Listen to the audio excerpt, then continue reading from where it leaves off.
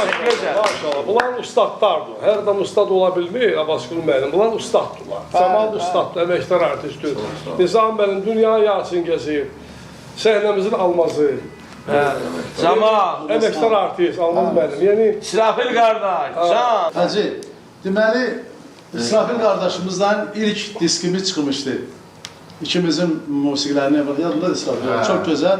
Ve bir şey de ben burada qeyd edeyim. Deməli, bildiğiniz kimi bizim Türk devletleri hal-hazırda Türk dünyası birləşib, hörmətli deməli, şükür olsun ki, Türkçülüyə yedirir. Türk devletleri birləşib və Turan musiqi qrupu Bakı şəhərində yaranır.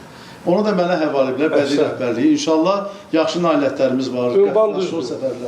Və biz də hazırlaşırıq.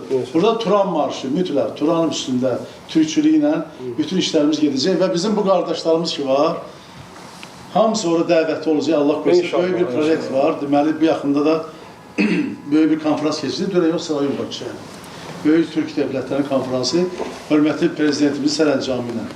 Bütün devletlerin baş nazirləri, üzvü olan xarici işlər nazirləri Bakıdaydılar. Və ümidvaram ki, çox yaxşı layihələrə əl qatacağıq. İnşallah göstərəcək. Firidun mənim başda olmaqla dəstəmiz çalışacağım ki, bu yoldaşlar orada iştirak edəcək.